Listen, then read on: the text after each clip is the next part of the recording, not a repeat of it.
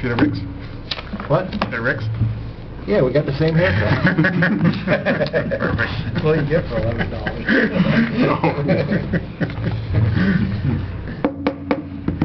Okay, the meeting will come to order. This is the work session of the Mayor and Council for June 25th, 2012. The time is 7 p.m. The New Jersey Open Public Meetings Law was enacted to ensure the right of the public to have advance notice of and attend any meetings of public bodies at which any business affecting their interest is discussed or acted upon. In accordance with this act, the Mayor and Council have caused notice of this meeting to be published by having a date, time, and place thereof posted in the Borough Hall, and notices were sent to the Record and the Ridgewood News.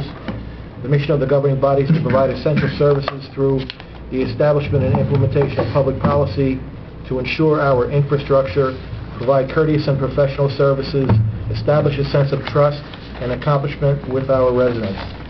Through research and prudent planning, we seek to minimize risks while improving essential services.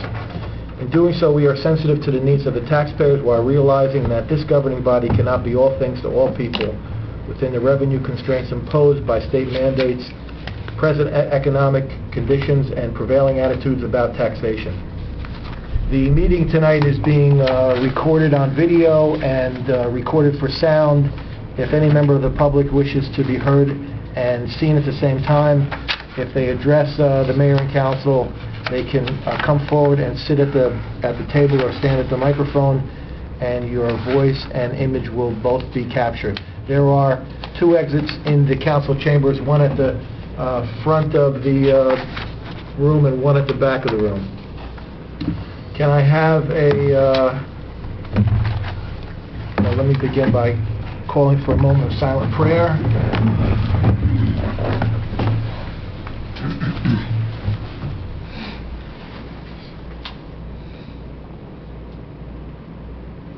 And if Councilwoman Murphy could lead us with the salute to the flag.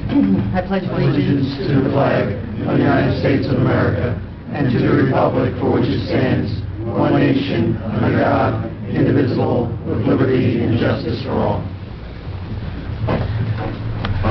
Denise, can I have a roll call? Councilwoman Murphy? Here. Councilman Ford? Here. Councilman Coppola? Here. Councilman Mignone? Here. Councilman Bartoloni? Here. Councilman Papaleo? And Mayor Mascarentola. Present. Okay. We don't have any borough administrator topics, but I see in the audience we have Mr. Kevin Wright from the Bergen County Historical Society. We also have other members, including Mary Donahue. I must forget your first name, ma'am. Deborah Pell. That's it, Deborah. And Deborah here, and I think they would like to address the Mayor and Council. Give us an update on historic Newbridge Landing. Kevin?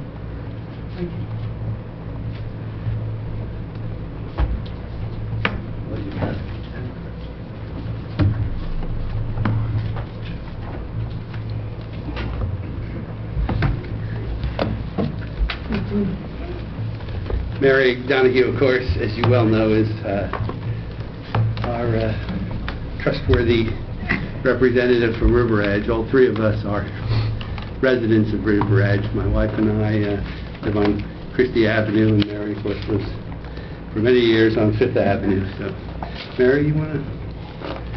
Well, as the representative from River Edge, I'm very aware of the importance that Newbridge Landing could be to River Edge. I say could be because at the present time it is in a terrible state of neglect, and it's almost like a willful deterioration that is taking place there, not on the part of the Commission or of the Bergen County Historical Society, but the state of New Jersey. And we thought that you should be made aware of this situation because Newbridge Landing could be a great economic engine in town. As a matter of fact, the southern end of the town has already been designated as the Newbridge Center. And we envision that this area downtown could be like a little Williamsburg. More of the American Revolution took place in New Jersey than in any other of the 13 states. Virginia, Pennsylvania, Massachusetts combined. The war took place in New Jersey. And we feel that we have not capitalized on this great touristic opportunity that we have here, and the neglect that it is undergoing at the present time. It's going to be gone in a number of years.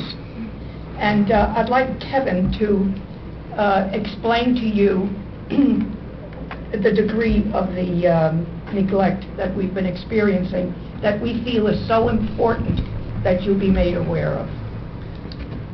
I think it's, you probably, know this well, so forgive me if I repeat what I've said in the past, but a lot of people hear Bergen County Historical Society and they think we are an agency of the county government. We are not. We are a private, non-profit corporation dating back to 1902, which made its headquarters in River Edge in 1939 when the state invited the society to occupy the Steuben House.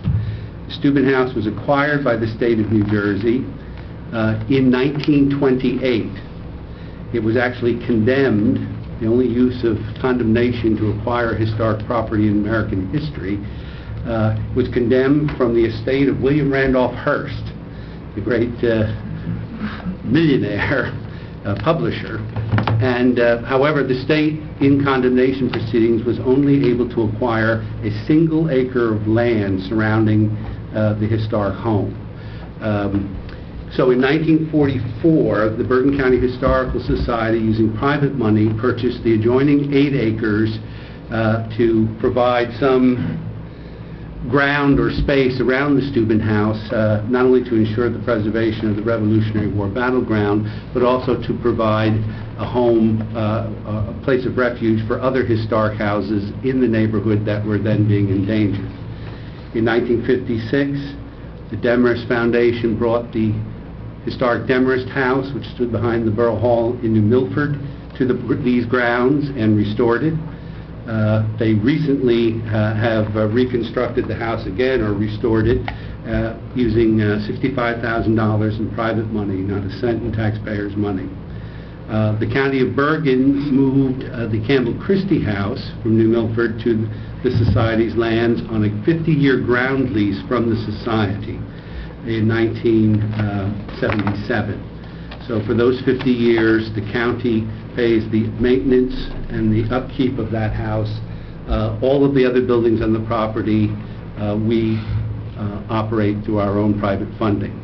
The state, the Steuben House has been a state historic site since 1939, meaning it was in 1970 incorporated as a state park or state historic site when the DEP took over jurisdiction of such sites, and has been funded as a state park since 1939.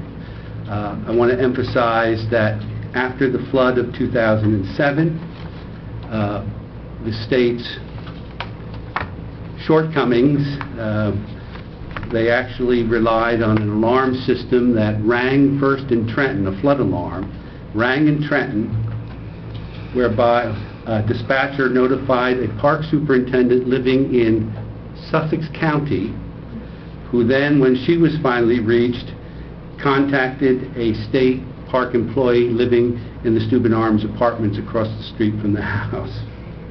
By the time that chain of information was completed, it was too late. Those of us who live in River Edge, and my wife and I lived in the Steuben House for 16 years, know that the Hackensack River is tidal. You do not resist the Atlantic Ocean when it wants to come your way. And so for the first time in 70 years, rare artifacts were actually damaged because they were not moved in a timely manner. In response, the entire New Jersey legislature voted to re-empower the Newbridge Landing Park Commission and to transfer funding from the DEP to that commission to administer the site. We are not talking about new funding. We are talking about funding that has been continuously expended over those years for the operation of state parkland in River Edge. The DEP has continually refused to turn over this funding because it is tantamount to turning over control of the site.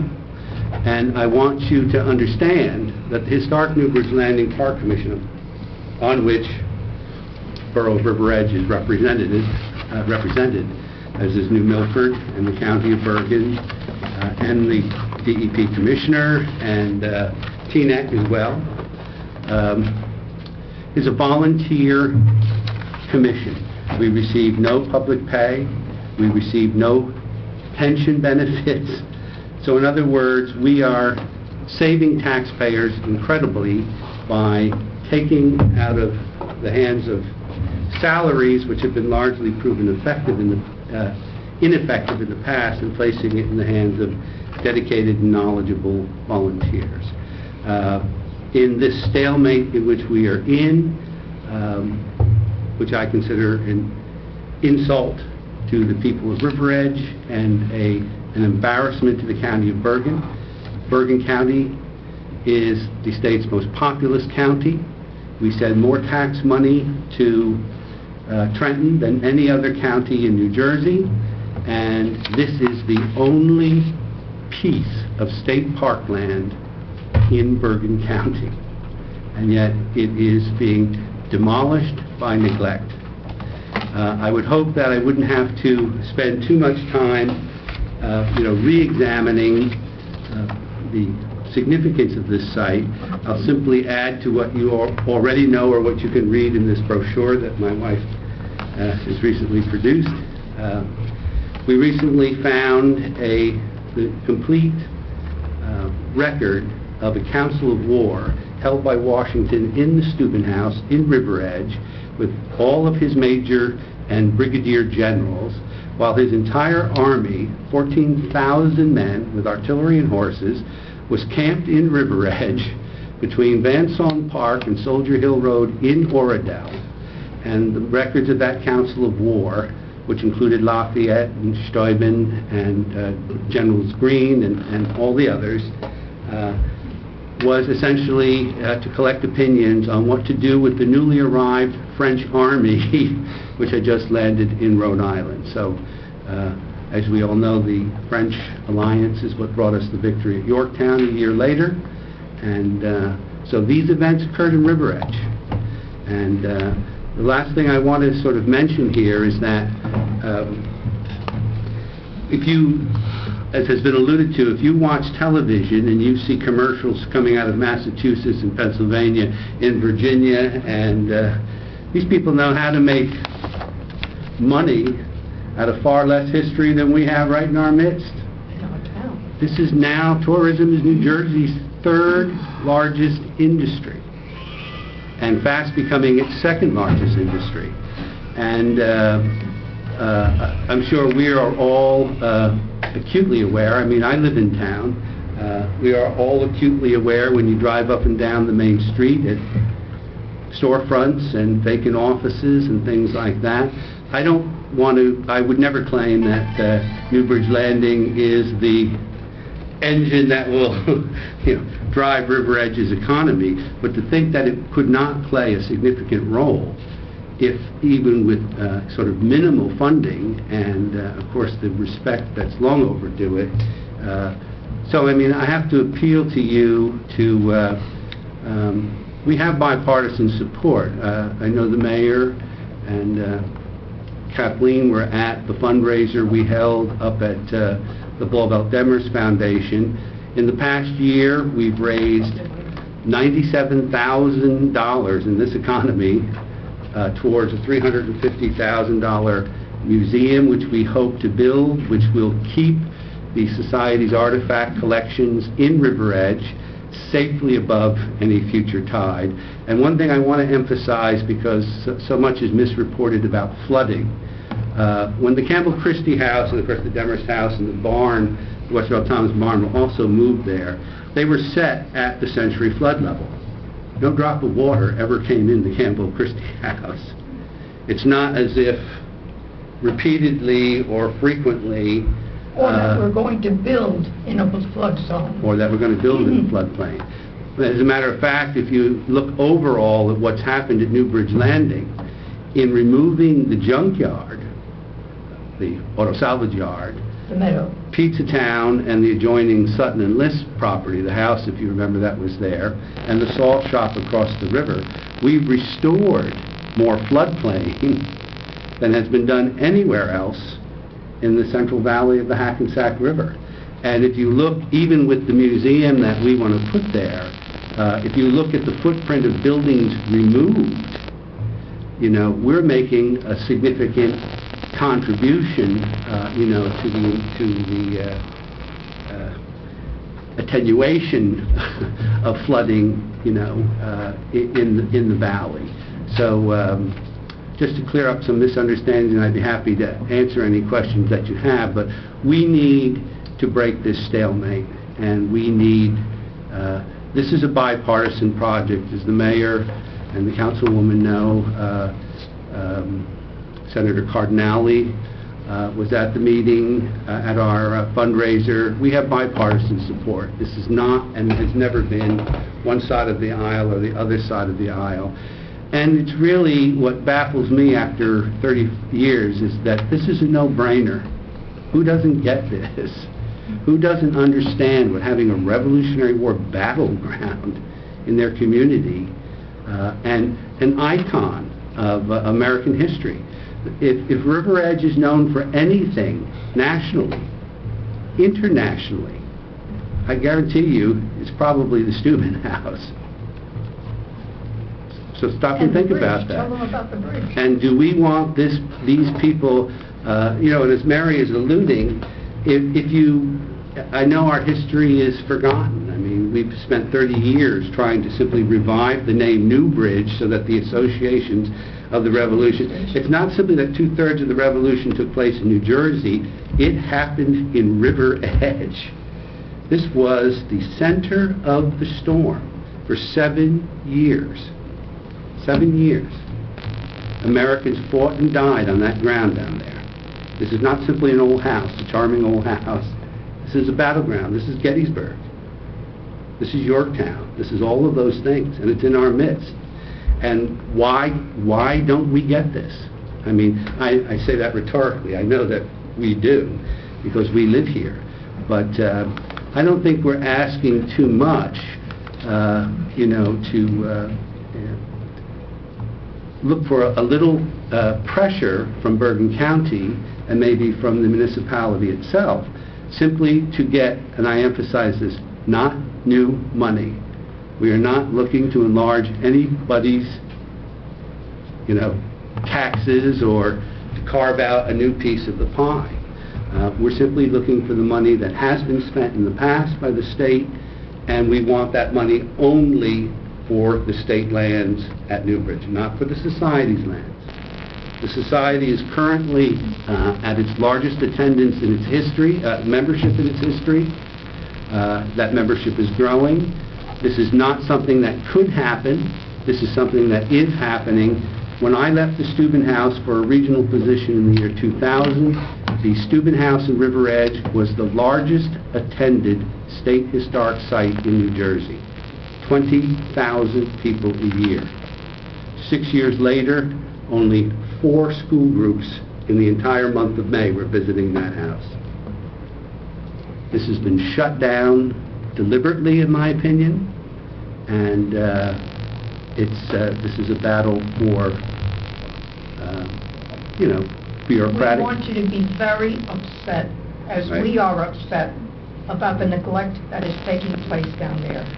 Because if things go the way they are, in 20 years, you're not going to have anything down there. And this is not like a natural resource, not that I like to see natural resources expended unwisely, but you can't put this back. When this is lost, and we've spent 10 years fighting the most incredible bureaucratic plans and projects for this site that I think alone in resisting some of the ideas that have been put forward there, we've done the people of River Edge and the public at large a great service. Could you imagine in the Hurricane Irene if we had allowed the previous county administration wanted to build a pathway on a berm around from the Riverside Square Mall, you know where those radio towers are at the foot of Commercial Avenue, around on the river bank and cross over Coles Brook into River Edge on a 10-ton concrete vehicular bridge. Could you imagine if in Hurricane Irene you had blocked the outlet of Coles Brook with a concrete highway bridge? You would have turned southern River Edge and northern Hackensack into the biggest lake in central New Jersey. I mean, that's what we've spent our time resisting. And what does this have to do with the Revolutionary War battleground? So we want to keep on point. We have a marvelous master plan. We're not looking for anything for ourselves. We're simply looking for the greater good of the public, to preserve one of the most outstanding artifact collections. We have everything in that collection, from a prehistoric Indian canoe unearthed in Hackensack in 1868 up to the pick that was used in the dedication of the George Washington Bridge. Think if you own a restaurant or a business in River Edge, New Milford, or Hackensack, you could open this on a steady basis to the public. This is business, and we're a business.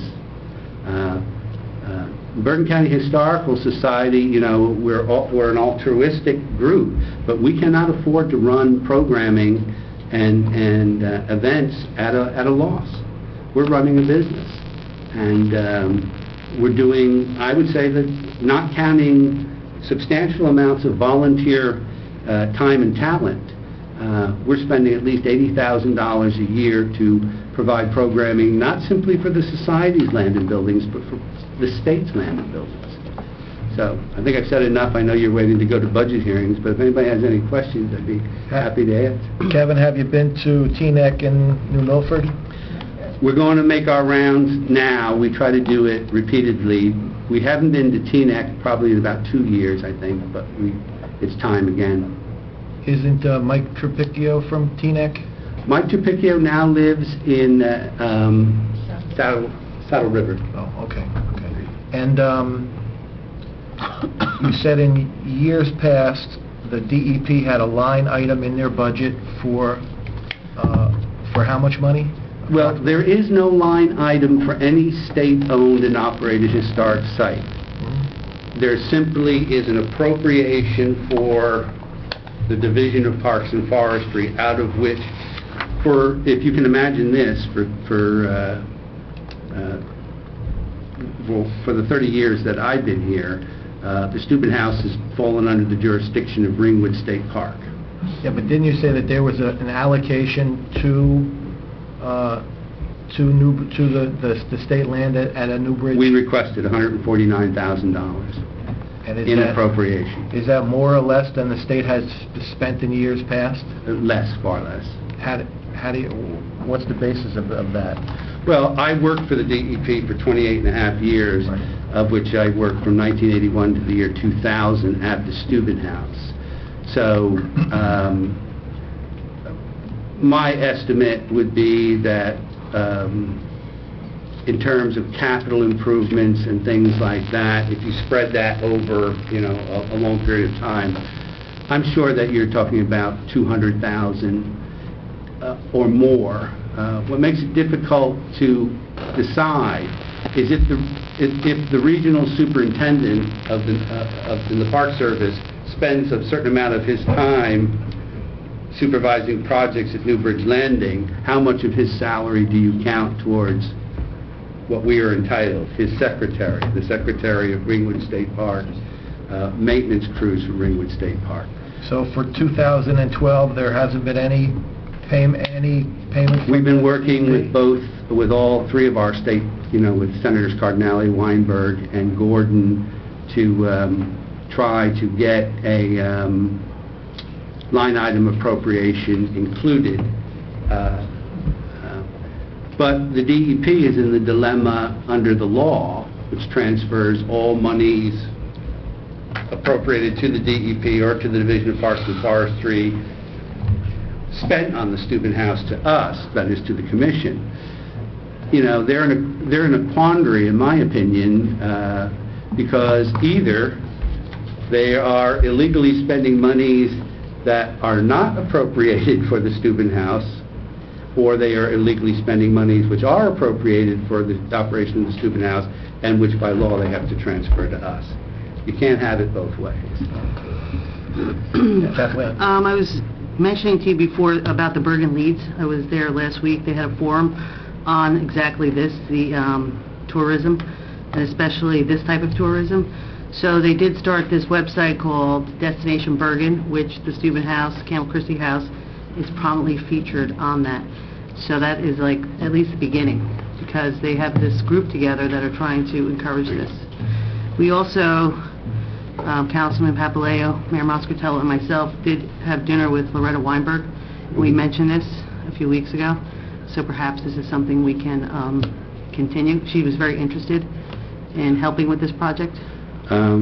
We've known Senator Weinberg for many years. She's been a good friend to us. We've known Jerry Cardinale for many years. He's been a good friend to us. Whoever is your contact or person, you know, we need to make progress on this. They're very well aware of it.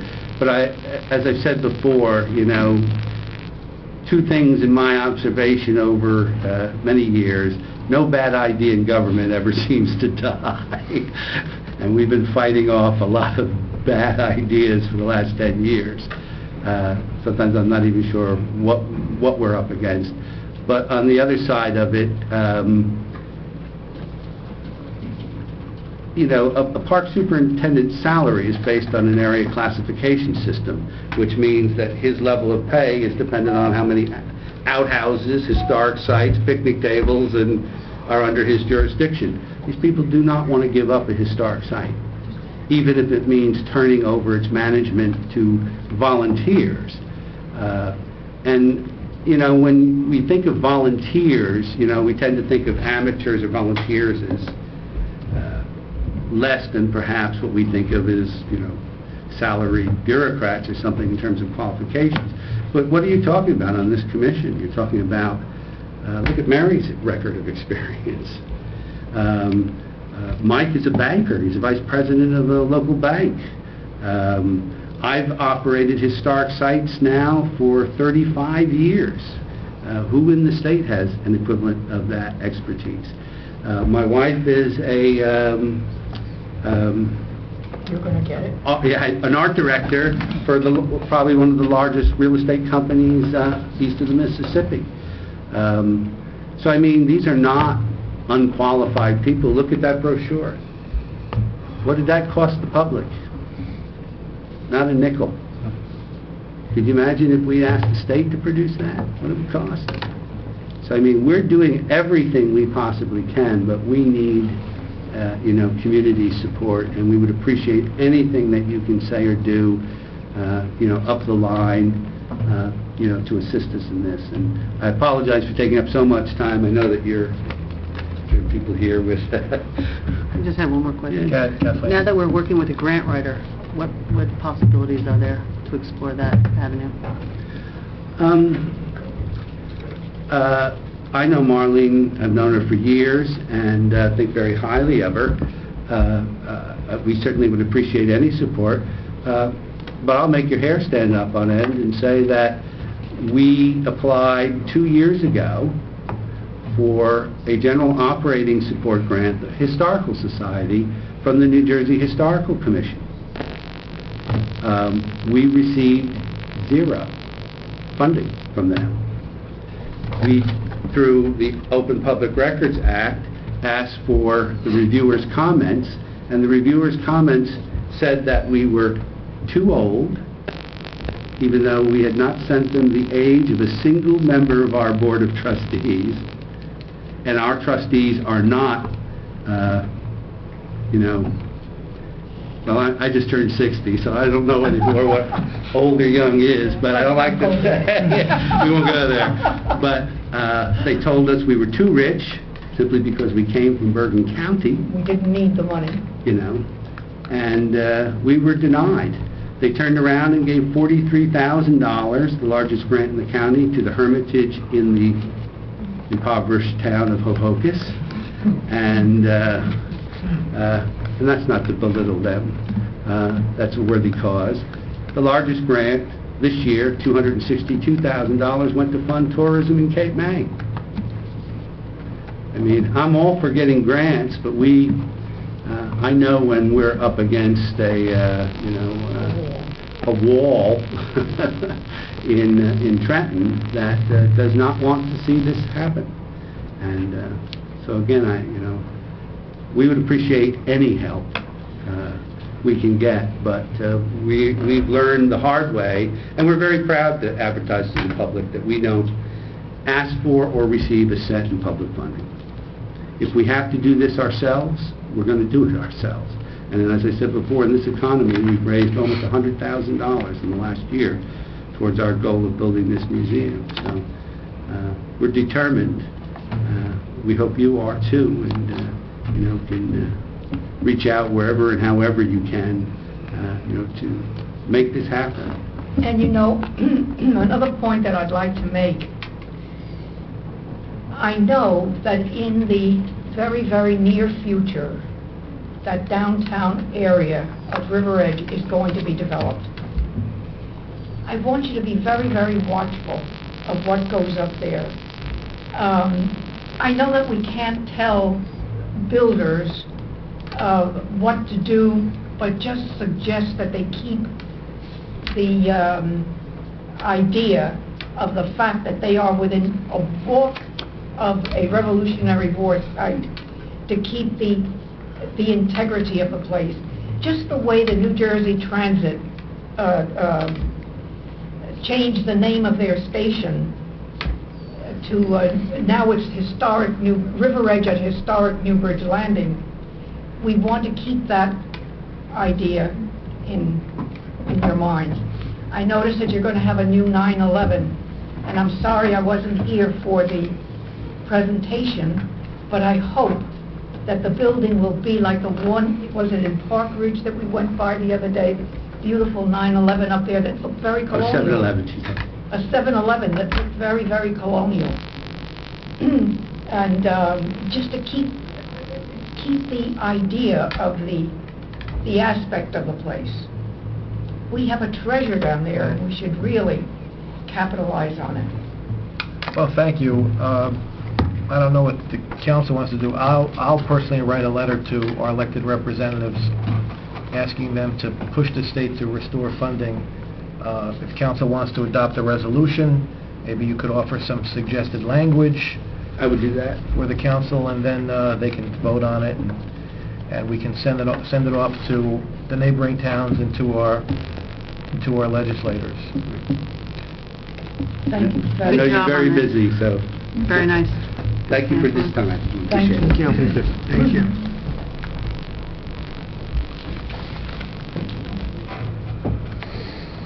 All right, we have an item on the work session consent agenda. Approval of a zoning review subcommittee with the following members. Me, Councilman Ed Mignone, from the Councilman Alphonse Bartoloni, Richard Merman, Kevin Doerr, Planning Board Chairman to choose a member to represent the board, Peter Eng, Zoning Board Chairman to choose a member to represent the board.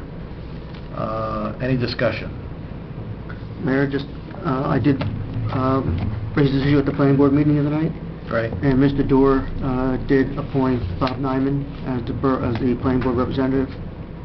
I have not reached out to Mr. Eng. I don't know if you want to do it, or maybe Alan can, to get a member from him.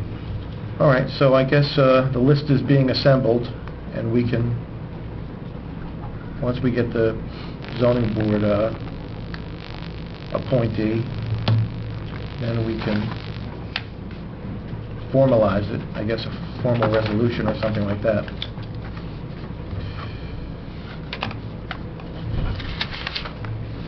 Anybody going to do council reports? Mayor, I just want to discuss that again. Go ahead. Go ahead. I don't think it's on for a vote. I thought it was just on for Just discussion. discussion. It's on the consent agenda, so we can approve it on Monday, correct?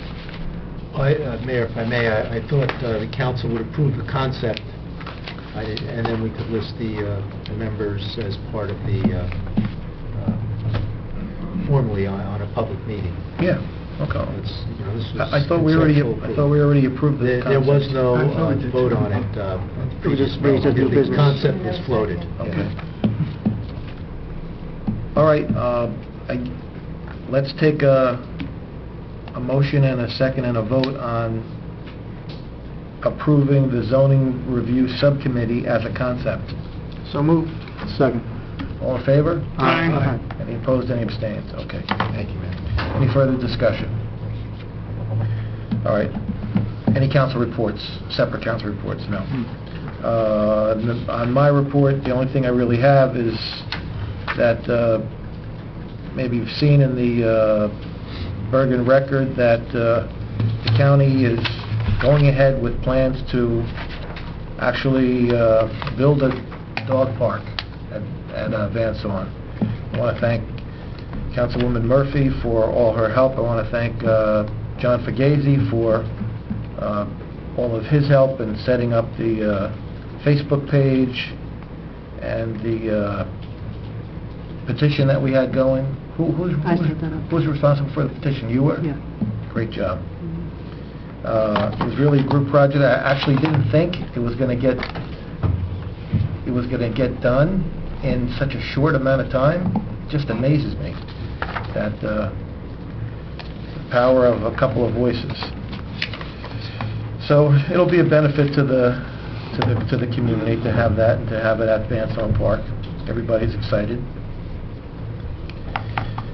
Let's see, what else? Next Bobby. is budget review, and I guess we can, I like to start with Bobby since she indicated that she has another meeting done too.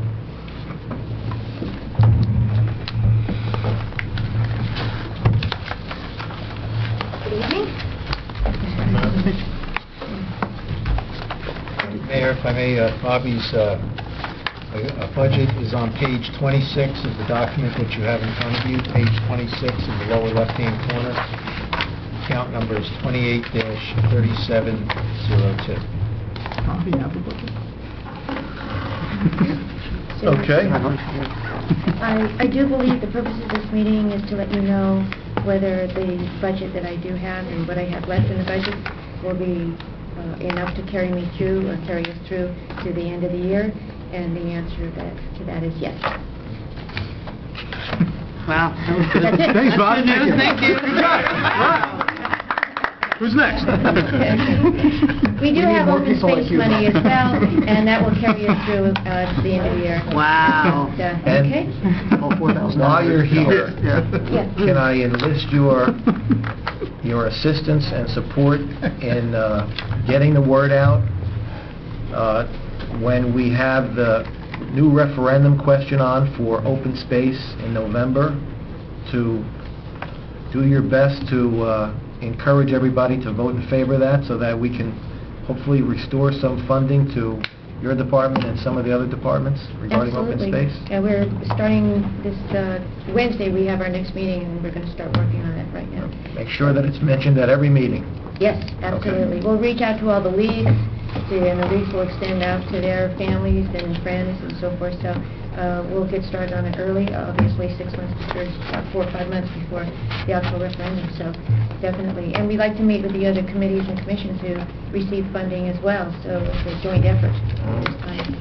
So, All right, thank you. Any questions for Bobby? Alan? Bobby, we recently amended your budget for $1,000 for a memorial bench. So just as a reminder, please have that bench installed prior to year end. This is not something that we can keep open Yes. past this year. Yes, I'm aware of that. That will be done. I'll just give it to Bobby. Okay, thank Thank you you, very Bobby. much. Appreciate your time. Yeah. Oh, It's just a check for the 4th of July. oh, Okay. Okay? Very good, thank you. Let the record reflect that Councilman Papaleo is present. Thank you very much. All right, good night. Good night. Okay, who's next, Alan? Geeta Birnbaum, our account supervisor, talk about the finance department. She's going to be a hard act to follow. I know. That Hi. budget is on page 8, in the lower left-hand corner, page 8. The account number is 20-1302.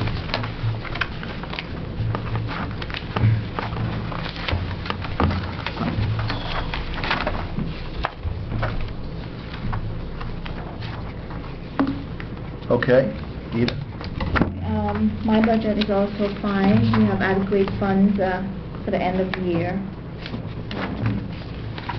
I know we have 17,000, but most of that is for maintenance and computers.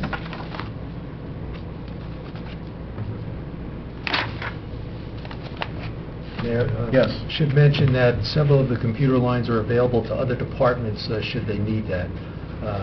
Software modifications or some additional hardware or things like that. It's not just the finance department. They provide a support to some of the other departments Okay, very good. if needed. All right, any questions for Gita?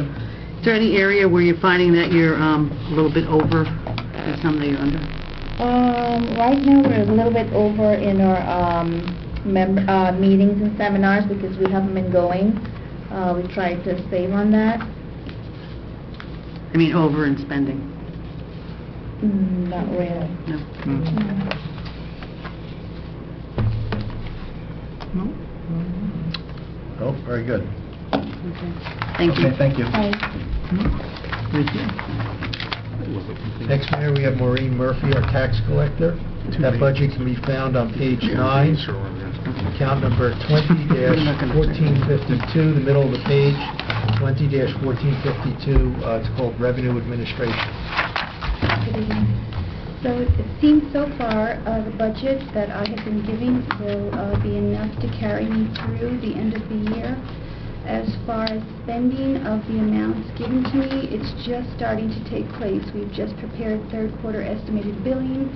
So from here on out, that's where we'll be seeing the expenditures carried through and payment being made from now and through the end of the year. But as far as any other line, it looks like everything will be fine through the end of 2012. Just one question from Yes, Maureen. Alan. Do you anticipate any additional notices going out for delinquent tax bills beyond maybe what the budget anticipated in the beginning of the year to try The only and thing that increase collections? We have been doing it on a monthly basis. Every other month is delinquency notices, and every other mailing then is a letter sent to taxpayers. So once a month, we do send out delinquencies to delinquent taxpayers. And the postage comes out of the clerk's line, It not does. this line? Yes, that is correct. The only extra spending as far as, it hasn't even been confirmed yet, the homestead rebate, there may be an additional mailing for 2012, which usually runs at like $200 to $400. And that would be a state mandate? Right. Al? Aside from your budget, how do you see collections going? What's, delinquencies up from last year, down from last year? What do you see? It seems at the beginning of the year, the delinquencies were up, but as of March, we have sent out additional mailings, and opposed to this time last year, we're ahead of ourselves in the delinquencies, especially in prior year. So we're doing better than last year? Yes, we're done our delinquencies. Great. Kathleen? I've been speaking to Maureen about, this is a different subject, but the computer software that they use down there, and she's going to come into us with some information with a more efficient and better software that they can use. Maureen, right now, what are the different ways that a taxpayer can pay their property taxes? They can come to our office anytime between 9 and 2, when our office is open.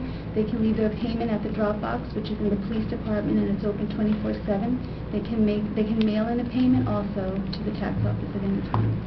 Those are the only ways. That's correct. Snail mail, personal delivery, or coming to the window. Correct. No electronic payment? No, we No don't. credit cards? We have No PayPal? no, Nothing like that? nothing in place. can you briefly just go over the problem with the software that you're experiencing? I believe you've spoken to Anita in the tax Yes. assessor's office. And what happens There's a fee is for the credit cards. process, once the deed is entered, it is then... fee. She's, you can always add the fee on it. You go she's describing the software Sorry. issue. That's okay. But a software issue regarding what? As far as our system working with the tax assessor's office, Right. right now the system is in place, we're working on 2 different systems, so that any information that is entered on the tax assessor side may not get into the tax office. It may be delayed by a year depending on printing.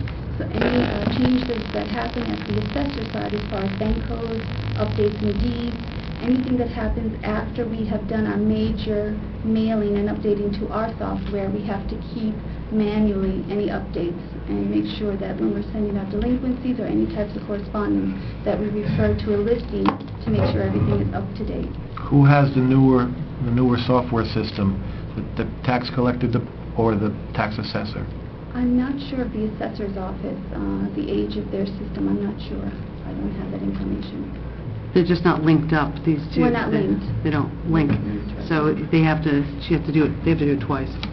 Yeah, I'm getting that. I'm just trying to figure out, is it because the systems are not compatible, or there's an older Mayor, if I system? may. Go ahead, Alan. When these systems were all brought in, for the most part, they were all proprietary systems, standalone systems.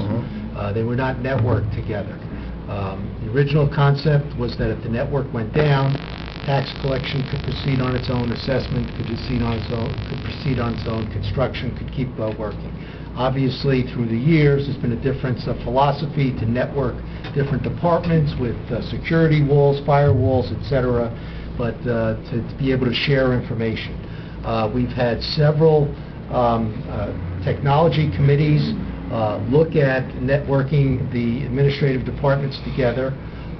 They've spoken with vendors, they've put together information on it, but of course there's a cost associated with all new hardware, software, and then maintenance, annual maintenance drives this as well. So yes, there are efficiencies that we can achieve, but there's a certain amount of support that's needed from the mayor and council in order to come up with that networking system.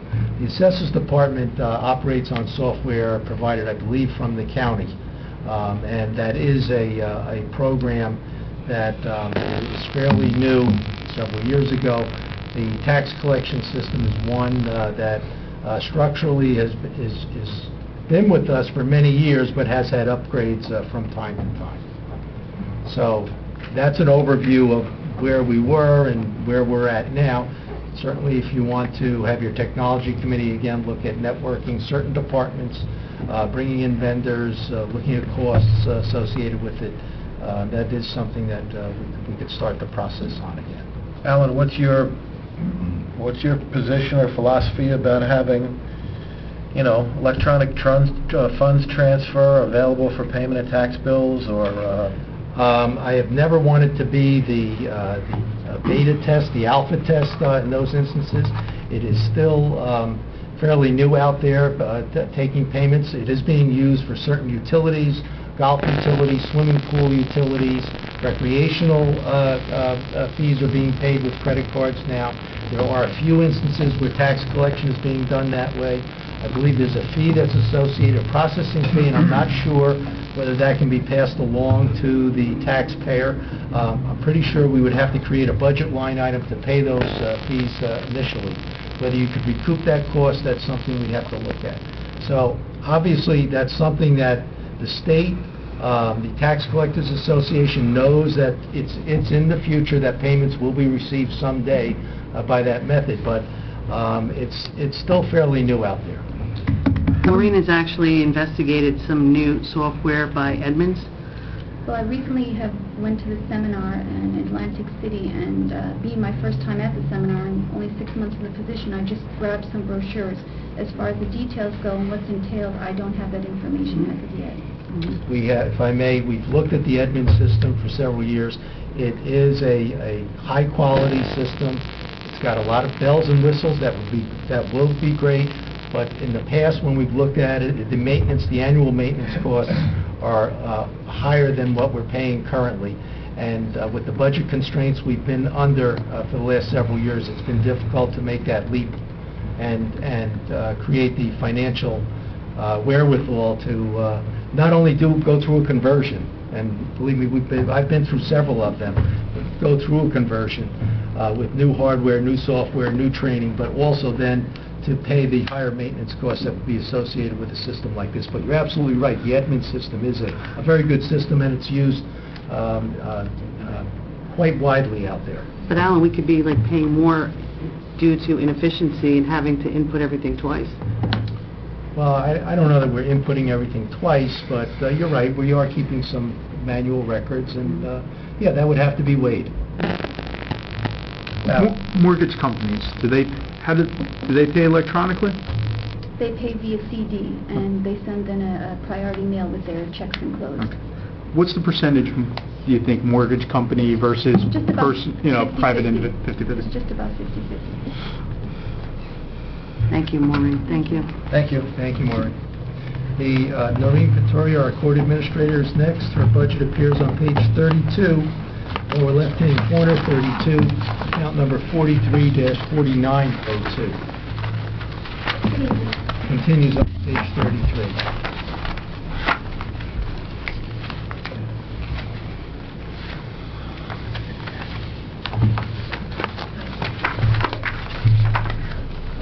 I will follow in suit and say that my budget is fine this year, and it looks like it will continue to be fine for the rest of the year as well. Alan, any comments? I just always like to ask a question about the interpreters, or, that's always an area that's hard to predict. Have you had the opportunity to need interpreters this year, or? Yes, we've used quite a few, anywhere from Mandarin, Korean, Japanese, Spanish. But we seem to be doing fine on our line item-wise. Okay. We still have, over $3,000, so that should take us through the rest of the year. And do you anticipate any, again, another hard question, cases being moved to another jurisdiction where we would have to reimburse somebody for a prosecutor and things like that? It all depends. I try to stay away from that particular town that charges us for the prosecutor, but if the county assigns a case to that town, I have no control. Okay.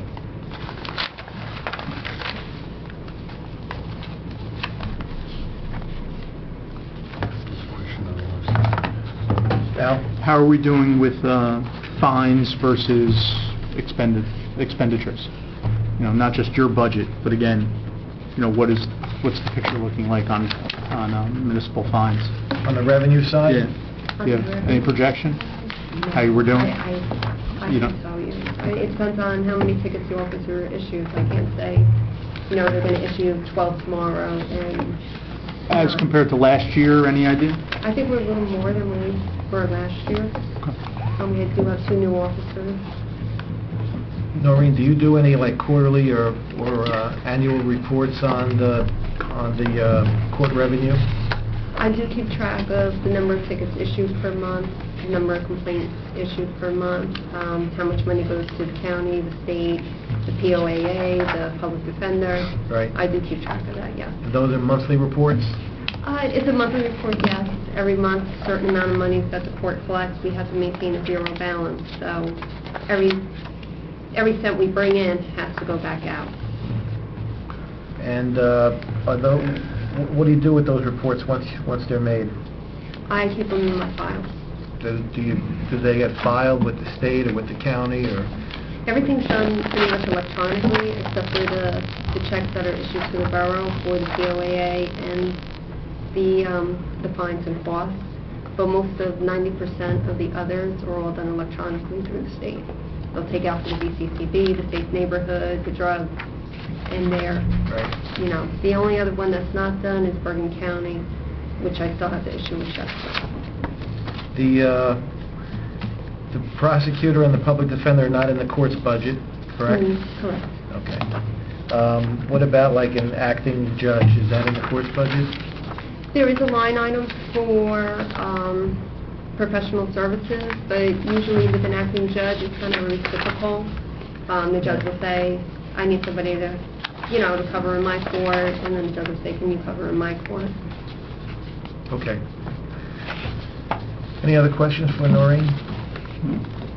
Thank you. You're welcome. Thank you. Have a nice Thank evening. Next, we have Bob Burns, our construction code official. On page 13, his budget appears. In the middle of the page, 22-1952. Page 13, construction code official.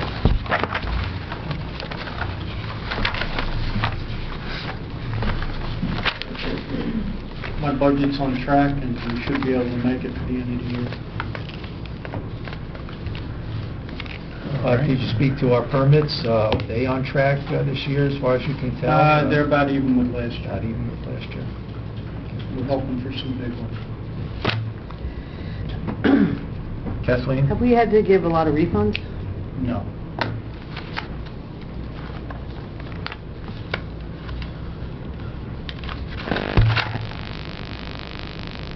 Anybody else? No? No.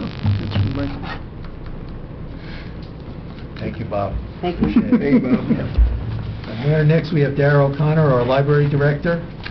The budget appears on page 27. There's a salary and wage budget and other expense budget. The 100 line is paid over on a quarterly basis, and the 101 line is the maintenance line by the Department of Public Works. So John Lynch will be able to answer questions on that particular line. But Dara gets the 100 line on a quarterly basis. We pay that over. Yes, and you can see from that spreadsheet there that we're on target. We're operating with about 4% less than last year in our operating budget. And I do have some problems with my budget. Basically, to make ends meet this year, we had to cut the materials budget again this year by $6,000, which means that we have the lowest book budget we've had in the library's history again. And so also our personnel budget is just barely adequate, and in fact we're vulnerable to sudden closings, as what happened last February. All we need is a couple of people to call in sick, and we have to close for the evening. And so that has happened once already, and that's a concern, and it directly relates to the budget. Yeah. Just a question on that point. Usually, you might have a little room in your page line, so would that be used to make... It's not a question of paying somebody, it's the fact that I can't find anybody at a short notice. And that's why you... cover an evening. So the budget, the salary budget would be adequate, but you would be able to open. Well, here's the thing, Alan. In 2010, we started to schedule 2 people on the evenings instead of 3. And so, not only do we not have somebody to help with computer questions, for example, we're just barely covering circulation functions. And so, even one person calling in sick could mean we have to close because I can't leave one person in the building. And so that's where we're at since 2010.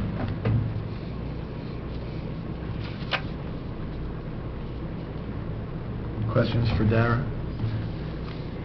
I would like to take a couple of minutes, though, to go over the handout I give you, because I'm not just here to complain about our budget. I just want to point out some very positive things about the library. I've included in your packet there a statement of value for the year 2011. And going over that very quickly, I want to point out to you that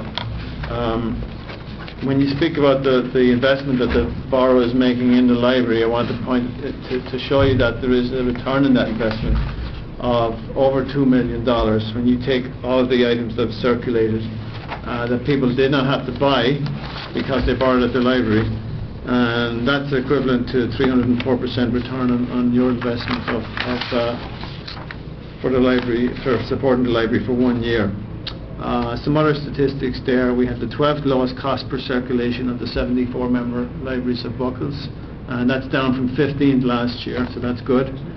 We have very low materials expenditure, and just to compare with surrounding areas, we spend $5.72 per capita on books. By comparison, Oradell spends $9.15 in 2011, Paramus $10.76. We are about 1.5% of the tax bill, and that's down from about 2.5% a few short years ago. All right. I apologize for the size of the print on the spreadsheets attached to that first page. I want to point out on the second page of reciprocal borrowing and lending, back in 2006 we borrowed 36,000 from other Buckles libraries and we lent 25,000, so a difference of about 11,000. That number is now in 2011 52,000 borrowed and 21,000 lent, and so there's a difference of 30,000 there, and that's primarily because we do not spend money on books. Okay, and so I've been speaking about this for many years now, and my hope is that in the future we'll be able to tackle that problem. And also on the third page there, I want to point out to you that River Edge, this is the last report that Buckles generated for us. This value per library card statement, and River Edge is number one of the 74 member libraries of Buckles, realizing a value of $1,016 per library card for this town. And just to give you an example, that compares with the average for Buckles area of $796. So we're number one in value. And I guess what I'm trying to tell you there is River Edge is not an average town, not a typical Bergen County town in terms of library usage. People really use the library in this town. Any questions now? Thank you, Darren. Any questions? What are the ramifications regarding Buckles, the fine that you get if we don't, if we borrow too many and... Buckles is now talking about, because, okay, there's a bit of a story to this, the county gives a grant every year to Buckles. This year it is $125,000. That money is used to reimburse the net lending libraries. We're a net borrower, okay? We are a net borrower in extreme, okay?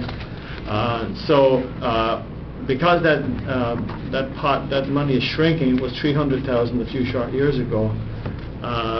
Buckles is looking down the road and saying it may not be there in a few years' time at all, and wants a contingency plan. And that plan would be to level charges at those libraries who do not spend enough money on books, and we would definitely be vulnerable there.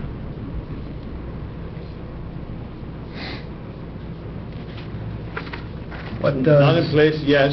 It may not never happen. What does BCCLS stand for? Bergen County Cooperative Library System. Okay. We are a founding member of that. We've been a member for over 30 years. We're doing shared services when others are only just talking about it. Okay, so we do that very, very well through Buckles. So, Darrell, I'm looking at your second sheet. In 2006, we were borrowing about 40% of the overall books. We were lending about 40% of the overall books. And now we're only lending 29%. So we went from borrowing 60 to borrowing almost 71%. From other Buckles libraries? Yeah. That sounds correct. We're more dependent than we used to be on the other Buckles libraries. Darren, could you just explain the advantage of being a part of Buckles? Yes, sir. It's not just borrowing, of course, folks. We as members of Buckles, we can borrow from any of the other 73 members of the county system, or of the system that actually extends beyond the county into Essex County and Hudson County. We have access to 6 million items rather than 70,000 items. We have group rates on databases, subscription databases that support our mission of providing information to people that need useful information. Not only do we realize all this borrowing, we can borrow electronically as well via the online catalog, and usually books are delivered, items are delivered 2 to 3 days after the request is sent. We also have support for all of our technology, and that works extremely well also. Where do you see the library going in 20 years? I think we're going to be a place the successful libraries, and I hope this Is continues it to be going successful. to be paperless? Is it going to be a virtual library? It's going to be a mix. Books aren't going to go anywhere too quickly. E-books are going to be more and more important, but printed books are going to be around for a long time. So your circulation will basically be a huge database. A lot of this is a big question mark over this. Publishing industry may be a shadow of its former self in 10 years' time because of what's happening with them. And we see that the libraries are not really being invited to the party with e-books as far as the publishers go. Publishers have restrictive policies that are probably illegal, and we'll wait for the Supreme Court to weigh in on that, in terms of charging libraries more for e-books than the general consumer, allowing libraries only to use their license 26 times, in other words, circulating an e-book only 26 times, rather than a printed book that we would own, we could circulate forever. And so there's a whole lot of issues that need to be straightened out, legal issues and technological issues. But basically, the successful libraries will continue to show and demonstrate to their public that they are an essential institution, and we're on the right track for that.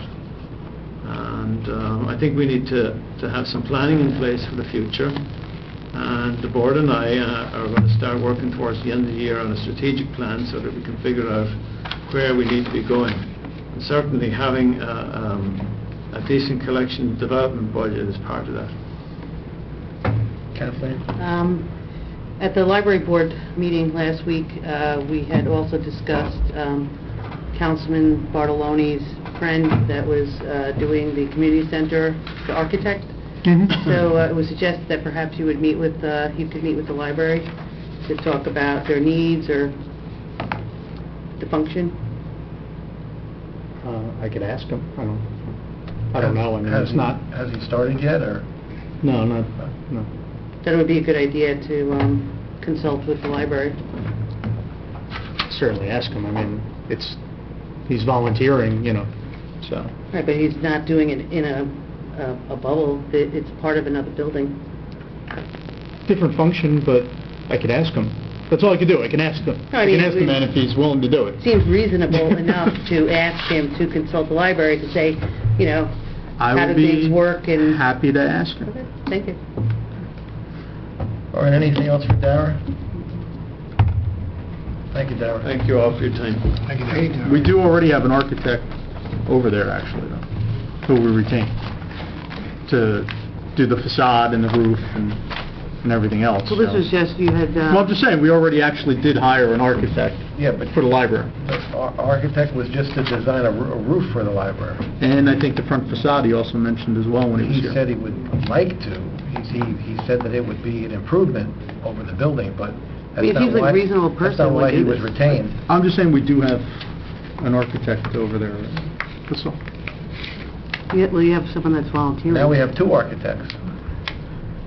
There are limits to how much people can volunteer, though, sometimes. So. You don't want to abuse your volunteers either now, do you? To say, meet with the library and have a conversation. All right, let's get back to budget review. Mayor, next we have Chief Mouthly of the Fire It's not an Department. extension of the library. I mean, that's the other... Let's get back to budget review. His budget appears on page 18 and continues on page 19, Sign everything. 25-2552. Fire OE. Assistant Chief Caridi and myself went over this, and we've just started some of the replacement, spending money on some of the replacement items that we've been holding off on until our budget got approved. In going over this, we didn't see any line items that we thought we would be in any serious trouble with between now and the end of the year. We feel that what we have here we can work with, and the only one that we might be in some trouble with would be the 037 line radio maintenance. We've been experiencing some problems with the pages, and we're trying to get those repaired, but if we run short on that line item, I think I could cover it up in the replacement of the line, so I don't think that will be an issue. Greg and myself both felt that we'll be fine with what we have here. Alan? On the capital side, are you starting to move forward Yes. on the turnout gear and the thermal imaging camera? We have 2 quotes on thermal imaging cameras already, and I'm not sure the date, but it's going to be within the next month where the salesman's coming in to take measurements. We have identified what firemen need gear, so that's being done. Good. That should be, that money should be expended within the next 2 months, definitely. There was an email regarding a potential grant for Yes. to partially fund a new fire vehicle. Right. Are we going forward with that? Yes. Marie, is that her name? Maureen. Maureen? Marlene. Marlene Casey? Yeah, she had sent, I guess you got the copy of the email as well. Yes, I did. And that we have to come up with some other kind of wording. We can't just say we need a new fire truck because it's old. Is that, I mean... Well, the application has a lot of statistics in Yeah. it. You're in competition with other departments. So she said she would help with one part of the application, the narrative, as she called it, but that the fire department would have to handle the rest of the bulk of the application, which goes to the statistics and things like that. Which we could certainly provide. If you try to tie the application into, proposed new development that we're going to do at the south end of town regarding, and maybe it's a piece of equipment that you might need for, to fight a huge commercial building fire, then maybe that would help the application. The biggest problem that you would have on that line would be that this engine that we're looking to replace has 3-inch supply lines, and all the new ones have 5-inch, so that would certainly be one of the selling. That's a good point. So, but there is communication going back. Greg is very well versed in the grant procedures, and he's working with Marlene, I guess her name is. Okay. Any other questions for the chief? Thank you, Chief. Thanks, John. Thanks. Good night. Next, we have Tom Smith, our Emergency Management Coordinator. His budget appears on page 17, account 25-2522. 16, you said? Page 17, 25-2522. Just broke this out. By line item might be easier.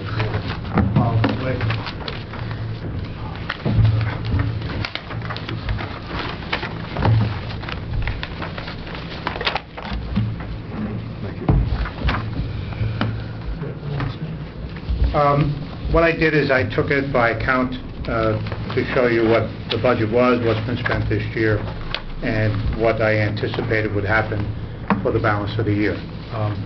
I haven't, I've only, since coming on in April, I only spent about $18 for some communication stuff. Most of the things that are, the majority of the budget is in 2 items. It's in the internet and it's in the generator maintenance, and those one of them happens automatically, and the generator maintenance, this usually happens in the latter part of the year. Now, let me just take a minute or so on each of them. If you have any questions, I'll either answer them at the end of each item or answer them at the end, however you want to do that. The printing budget, and most of the budgets are very small. The printing budget is $200, and there's been nothing spent on it this year. I did a survey of the locations within the borough that are supposed to have copies of the emergency management plan. The plan is an approximately an 800-page document that is supposed to be available in different locations, the borough hall being one of them, the library another, the police desk, both fire companies, the library, and so on. And under the federal and state directives, you're supposed to have them out at these locations because much of the material is for the public information. It is available for the public to see. There are some things that are not for the public to see, and those are kept out of the plans that go to the public arena. So to print them will not could not do that at a printer for $200. It's just not going to happen to print, 7 or 8 books with 800 pages is $5,600. We're not going to get that printed, any printer for that amount of money. What I recommend is that we do the printing in-house, and I'll put the books together as I get the printing done. They're not fancy. You can just have a soft cover, make it up that way. But to spend a great deal of money on them doesn't make sense because they get changed all the time. All right, so I would look to take some additional funds out of another area where there is sufficient, which should be the batteries and radiological. That would help pay that off. And I believe I would be able to get all that printing done within the confines of the $200 plus the other $100. Office supplies. The office is well supplied. When I moved in to the office over here, much of what I need is there. Some of it, I was surprised that we had as much as we did. So I doubt that I will need much there. This will be one of the places I hope to be able to transfer some of that cost of the printing of the emergency management plan out of. Also, I did a quick inventory on materials within the office. And one of the things that I saw was that there were 2 laptops in the office. Now, I'm pretty good, but I don't need 2 laptops, okay? And in just passing, I had heard that the borough administrator's old one pretty much had seen its days, and I offered it to administration for their use, which I believe you're doing now or will be doing. So that was beneficial. It's a good computer. It's up to date. It now gives the resource manager, your borough administrator, an up-to-date system. So when he's doing everything he's got to do, it's online, and there was no additional cost to either emergency management or the borough for that. Wouldn't you and your deputy need a laptop? The deputy wouldn't need it, 2 of them, no. Because it's kept in the office. Did you have 2 or did you have 3? I had 2. One for you, one for him? Yeah, but it's kept in the office. There's no reason for the emergency manager to carry it around everywhere. The emergency management coordinator is not the field guy. He really is the guy that works in the office, and by radio or other means, he's speaking with the fire chief, the police chief, whomever, but most of the material on the laptop is going to be in the plan. It's just a backup. Makes it easier if I go to a seminar and I know they're going to bring a disk. I'll bring it with the seminar to me or whatever. I know things have changed since over the years, but I double-checked with a few other towns, and for the most part, they all have one and have not had an issue with that. So I do not believe there's a great risk at that. I talked it over with the deputy, who's Stu Heinzinger, and he was in agreement that we could share that one as long as it's in the office, which is where it will be. The training and drills, and going back, the history of emergency management is that we would have a multi-organizational drill every year.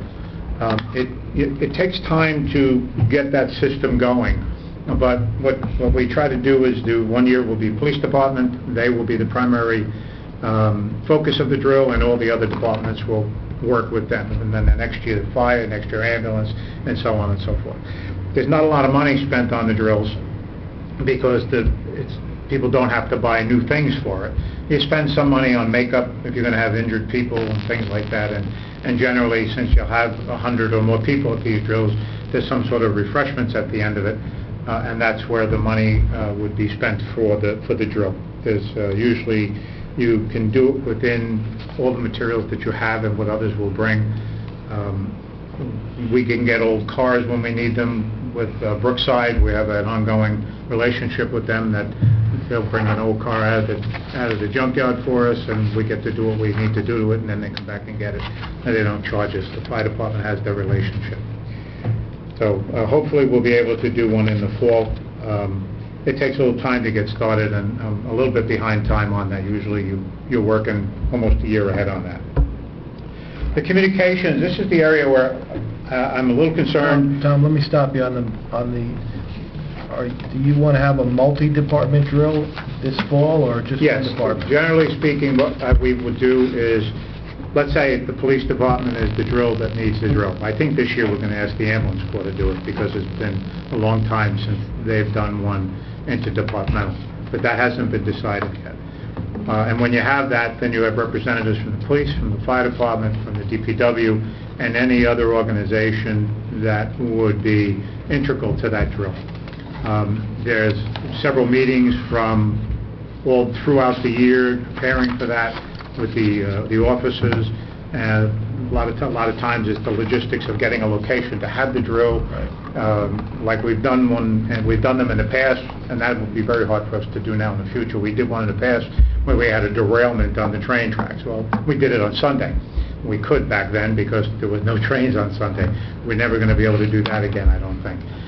We made it look like we had a fuel truck come in and had a 2,000-gallon fuel spill, and we had it happen right near one of the storm drains. It was water, but the intent of it is that how do you deal with a fuel spill going into the Hackensack River, and the drill portion was getting EPA involved and what the emergency services would have to do. So each year we do a different department so that we get to exercise the plan, basically, is what it's about. So this year I'm kind of a little bit behind, so I'm not sure if we'll get to do it, but my plan is to try and get something done this year. If not, maybe it'll be next spring, and then we'll get on a spring cycle after that. Okay. All right? Yep. Going back to the communications. This past year, all of the emergency services radios, the frequency changed. It wasn't a River Edge thing, it wasn't a Bergen County thing, it was a large statewide, maybe even a thing where they changed frequencies. And all the radios had to be updated to this new frequency in order to communicate. That did not happen to the emergency management radios.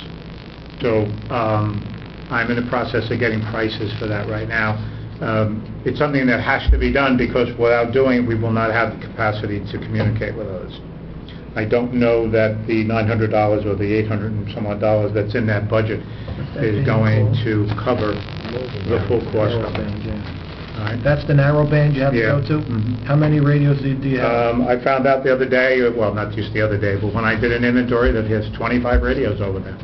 25? 25. For who? I mean, it's you and the deputy. Who are you communicating? Well, no, that's not the purpose of the radios. The purpose of the radios is for any and all organizations that come in that you expand your emergency management or your control. It could be in a situation where you're doing searches, and not everybody has a radio. There's different volunteer groups that come in, and you would hand them a radio, and they would have that radio. 18 of those radios are small radios, and I believe, and I've got a message out to Dick to get confirmation on this, I believe he purchased those so that the group, the Citizens Emergency group, it's called CERTS, I think he purchased those radios so that they're not a full type radio like a police officer or a firefighter would have, but they would be able to communicate to CERTS individuals as they were doing whatever that they needed to do within the community with each other, as well as the base station for emergency management. So, I'm sorry, are you going to have to turn all 25 of them to narrowband, or do we not need 25? well, that's the only frequency where communications will exist for the fire service. So we're going to have to replace all 25 of them? Not the radios, just the frequencies. Okay. Yeah, no, the radios are fine. You change the crystals, whatever. Now, they may not be crystals any longer, but you change the frequencies of chips, whatever they do nowadays. What's the most radios we've ever used? How many radios have we ever used at one time? The most that you can recall? Well, there's 7 regular radios there in the emergency room. Well, the fire department has 2 radios in every engine. Three radios on every engine, plus the driver has one. So it's not uncommon for individuals to have their own communications.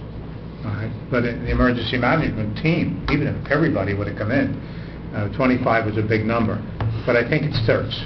That's what I think that Dick Berry did. I think he saw a need for it. and he purchased those radios. They were less expensive than the HT 1250s that are used for the police, fire, and ambulance, but they still met the need of having communications for that group. Okay. Okay, and as I get through this, what I'll do is I will either send you something in writing to confirm my thought process on this, or I'll ask Alan to just put me on the agenda for a few minutes and bring you up to date. The area called batteries and radiological, it's a very small budget, and it's primarily, at one time, emergency management was responsible for the radiological devices and so on and so forth. Right now that's being handled by the county. I believe it's going to continue to be handled by the county, but I'll check on that before I take it out of the wording there. There's not a lot of radios that have batteries replaced a lot. The bigger problem in emergency management is that the batteries are on charge, and they don't get used every day like police radios do, and those batteries will fail from lack of use rather than from use. So I rotate the batteries. I go into the building every three or four times a week, sometimes more, and I take them out and I let them drain down, 2 or 3 of them, and then I recharge those, and then I can just keep rotating the radios out of the chargers so that the batteries do run down, and that will help make them a little longer, or if it lasts longer. But I mean, we could go a year without ever having to turn one of those radios on in an emergency, or they could be on for 48 hours or 72 hours tomorrow and the next 3 days, so you just never know. But again, I don't think I need any right now. I haven't had any fail. The ones I have, I'm able to charge. They drain down and they recharge. And as far as the radiological, I believe that is completely in the hands of the county right now, and if in fact that is the case, I'll remove that from the listing for emergency management. Okay. Okay. The membership dues and subscriptions, in the past I had always been part of the emergency management organization and had several technical publications come to the office once a quarter, some of them once a month. I'd like to maintain that if I could. I don't see that would go beyond the dollars that are allowed for that. It helps keep me up to date on a lot of the technical data, although I get a great deal of it now through the internet and through Bergen County Office of Emergency Management and email. Emergency supplies, again, a very small budget, just $100. Both sheds, there's a shed here at Company 1, there's a shed down at Company 2. There's materials in there, mostly, currently there's emergency sleeping materials, blankets, cots, and some MREs, which are the ready-to-eat food, K-rations for any of you that are old enough, or C-rations to remember that. Also, there's some construction supplies, 4x8 plywood sheets and shoring material in both of the buildings, and that's if we get a collapse. And I know that sounds like, well, we don't get collapses in River Edge. Well, when I was chief, I had 2 of them. When I drove one, the car actually drove through the garage, through the kitchen, right out the other side of the house, and so it does happen, and that material is in there. I don't see us going beyond that this year. Generator maintenance, along with the internet and communications, are the largest items, and generator maintenance is by far the largest. Emergency management is given the task of making sure all the generators within the borough, emergency generators, you get maintenance on them every year. So you have what's a little bit of a change up this year. I assume with the bids gone out and the funds being approved, that the Borough Hall Police Department generator will be replaced. It's going to be one large generator, I believe, for the 2 buildings. So that, for the first year, probably won't need any maintenance in 2012, but certainly every year thereafter it will. Company 1 has a generator. Company 2 has a generator. The DPW has a generator. The pump station has a generator, but I'm not sure whether that falls under OEM or whether John has that under his budget. I'll have to talk to him and find out about that. And then there's a multitude of smaller generators. I went through with Lieutenant Curran and went through all of those. and he has a regular program on getting those maintained. So those are things that we have to do, and I just found out tonight talking to Dara, where all along I thought the library had an emergency generator. It does not. It has the battery system for the emergency phone backup if the police, because that's one of the locations they can go to in an emergency if this area goes down. But they don't have an emergency generator, and the reason I bring it up is just last week, speaking to the mayor, the library is and has always been the place where we say that's the cooling location for River Edge, that and this building here. So the generator, I don't know, I'm not asking for a generator for the library right now, but I just want you to understand that as it does not have the capacity to do that standalone now. Right, so I had to check with John Lynch on to see if he has an ongoing contract with a generator maintenance company to do all of these PMs, and if he doesn't, I will reach out and see if we can find somebody to do them all. I talked about the internet services. That's an ongoing thing. That's primarily for the office up in the borough and in company number 1. The other item I have to try to find out about is some other items that are in the office over there that may be duplication, but they don't fall into any of these categories, so I will have to come back to you on that. And I talked about the search budget. You see it right down there. That would be incorporated in the other items that I already talked about. All right. Thank you. Okay. Any questions? Kathleen? Just a couple of things. I just want to thank you for bringing such a detailed line item review of the budget and going over it with us. Questions I have are, how many are these certs or trained?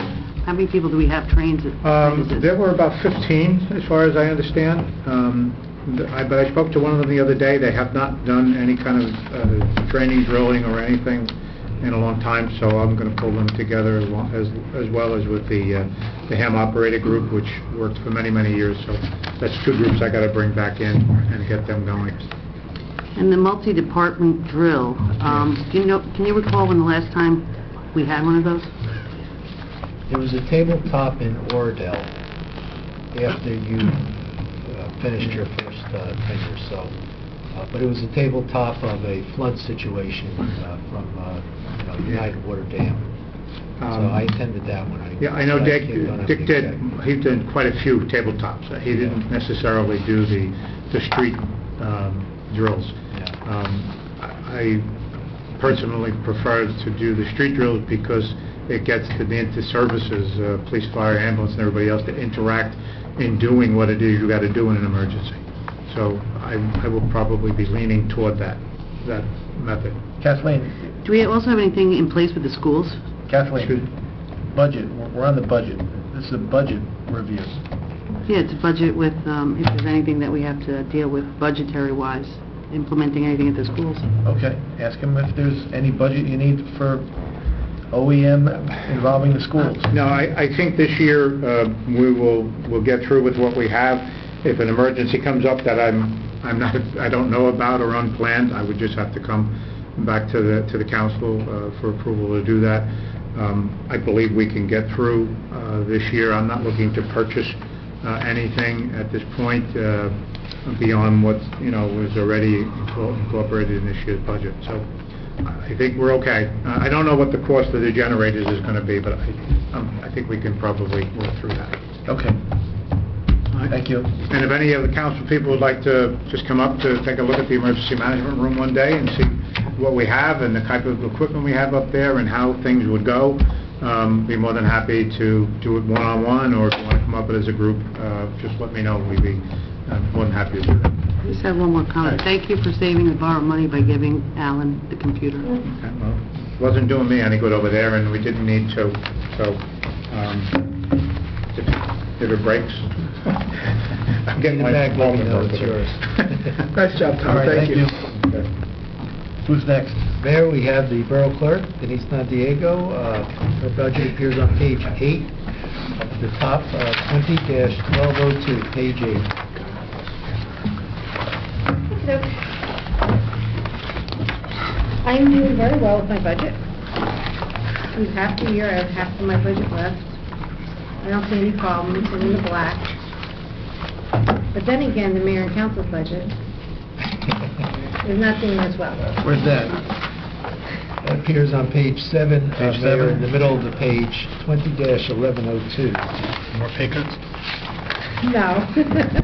No, we have enough money in the budget. It's just probably what's left will probably go, it depends on how we'll cover the registrations for the league of municipalities. And maybe a little extra if you have a plaque or something else that has to be done. We should be fine. No more. You didn't have a huge budget to begin with. You know, you didn't have a real large budget to begin with. We had a few extra items that we weren't counting on, so you should be fine. We spend a couple of extra bucks on volunteer certificates Yes, we or something did, like Mayor. that? Okay. Well, we'll We plan should on have that for dated next them. year. Next year, we're not going to date them. Next year, they'll come out of the mayor and council operating budget and go into special events. Okay, there you go. All right, doesn't seem bad, $353. It looks like the postage, we're running into the red on the postage. What will happen, Councilwoman, is I have $5,000 sitting there. It's a long process with this postage machine. It goes through various stages, it goes through various areas, and it finally gets in an account where I can go online and I can deposit it. I'm waiting for the check to clear. It should be within this week, so it'll be $5,000 in there this week. We'll have no problem for the rest of the year. Unless we have some humongous, something that has to go to the town several times that has to be sent out, but I don't foresee any problems. We should have enough. Okay. Is the postage through like Pitney Bowes or Yes. that kind of company? Mhm. Do we lease Yes, we do. machinery? Yes, we do. We pay that every month. Gets expensive. Yeah. I changed to this other postage.com or stamps.com or Oh, something really? like that. You just print it out from you just print it out right from your, and it doesn't cost anything. Really? On your computer. And do you have $11,000 line in your postage? You know, when I had the Pitney Bowes machine, it was a couple $1,000s a year for the For the maintenance. for the and machine and the ink and the scale, and I know. now it's nothing. Take a look. Carol, do whatever you want. You know. Is it a practical thing? I wouldn't think so. Not with the amount of postage we do. We have, tax department coming up and doing like, 50, 60, 100. Accounts payable, every time we have a bill, the bills Right, have I mean, we to have go out, lots of checks have stuff to go out. going out. It would be very difficult to do it that way. It would be. Okay, thank you. Okay. Thank you, Denise. You're welcome. Mayor, if you're interested, on page 19, we do have a line for the ambulance corps, 25-2602, but it does have a 0 in it this year. That's the last, This may, but feel free to come up and tell us anything that's going on in the ambulance corps that we might need to know about for 2013. We're looking okay. You're looking okay? No, you gotta come up, No leaks in the roof, the new rig is doing all right. pad, it's blank.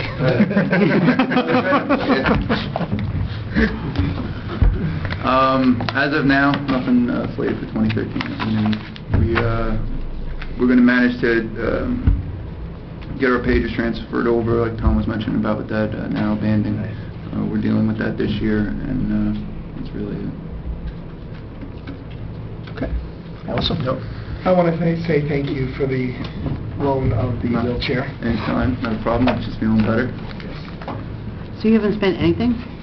Not from you. We don't have a We don't have a budget. We have our own operating budget, which is strictly So this through. is just LoSAP? Yeah, which is strictly through our fund drive. That's how we operate. If there's anything extraordinary, we would come to you and seek a donation. But other than that, 0 line item in the year. That's it. And you don't need any donations. Don't need any donations. We're set. Now, what about, now that I got you on a hot seat, I'm gonna going to raise the issue that I've raised again and again, is that once a month, we give council committee reports, and nobody has a report on, Tom reports on how many fire calls we had a month. Ed reports on how many police calls we had every month. Kathleen reports on how many library books went out every month. Paul reports on how many building permits went out every month.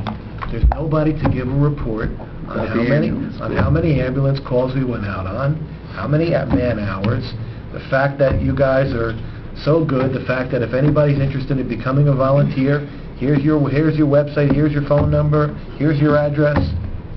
When are you going to get me, some information so that we can champion the ambulance corps? You guys do great work.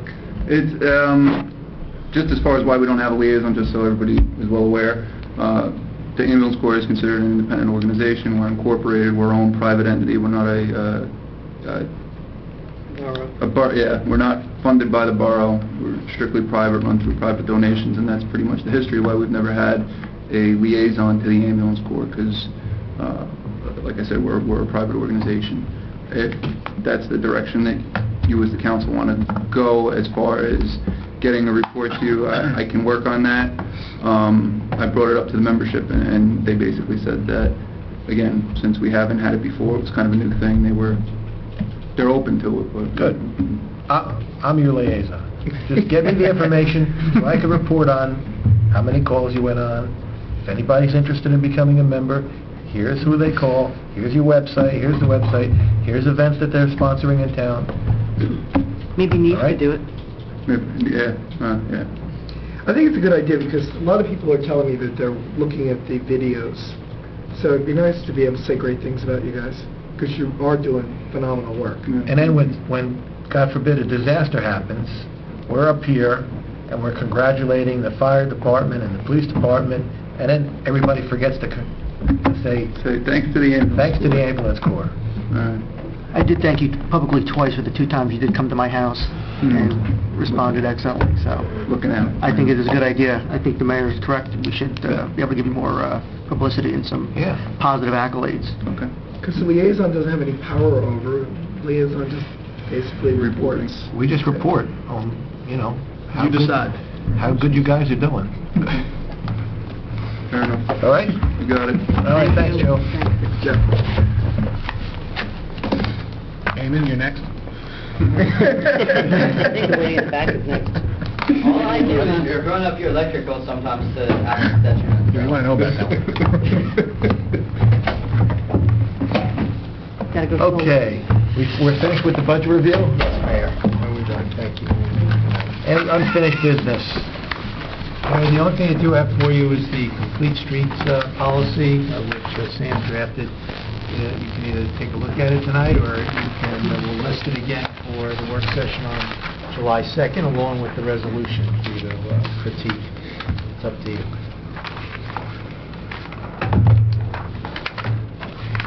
All right, anybody have any? It looks pretty... Is it more than one page? It's the other side. Oh, it's the other side. There we go. Have to say paper,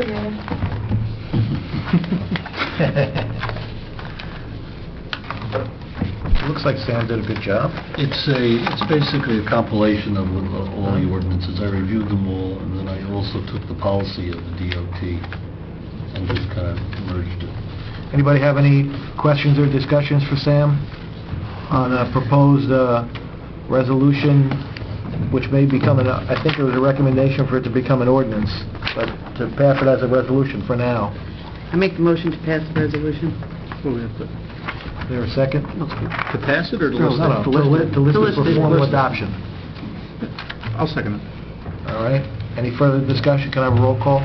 Councilwoman Murphy? Yes. Councilman Court? Yes. Councilman Capello?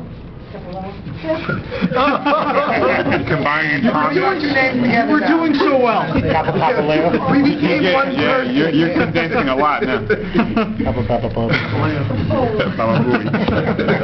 Yeah. Yes. Yes. Papaleo. Yes.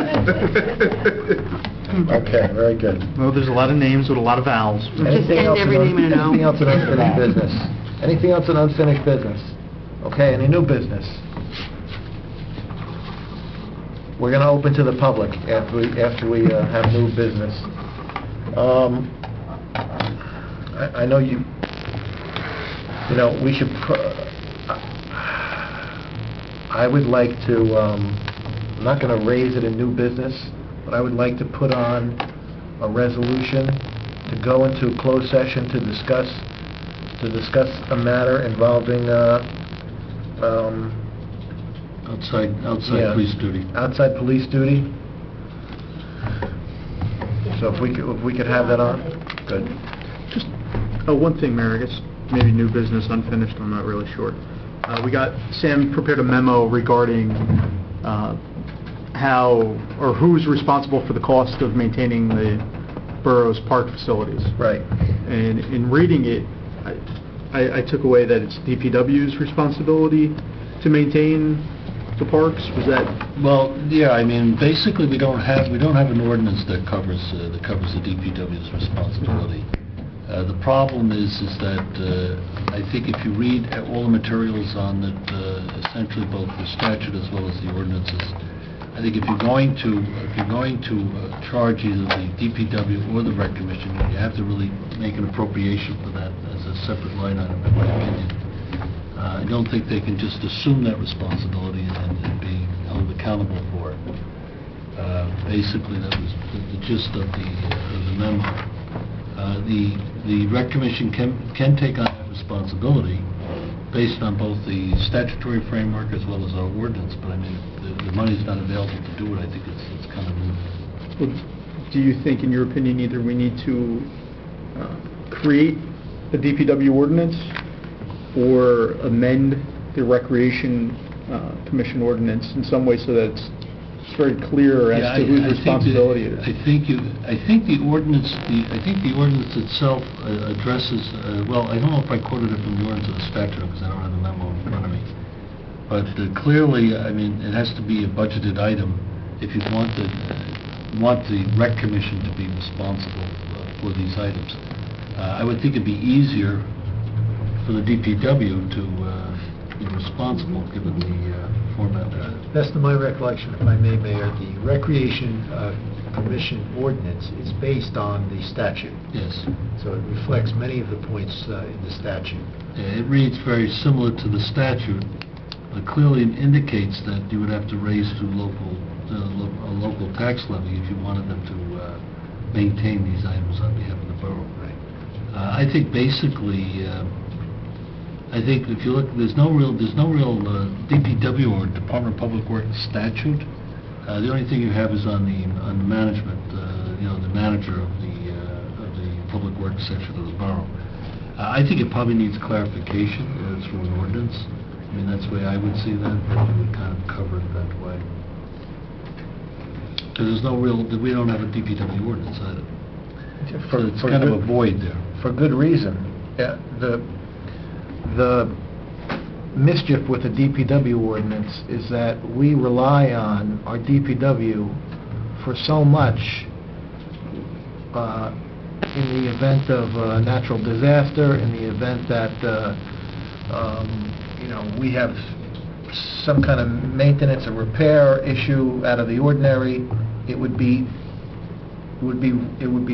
very difficult to put in writing everything that the DPW does. And as soon as we ask the DPW to do something that wasn't in the ordinance, like rip up some macadam over at the Cherry Hill Blossom Park, and it wasn't in the ordinance, then we'd get, we'd be in trouble. Because he'd say, it's not in the ordinance, I don't have to do it. So I wouldn't want... Can't you make a blanket statement that I would wouldn't cover want to all have that? an ordinance for the DPW. I'd rather that this governing body supervise the DPW on a day-to-day basis.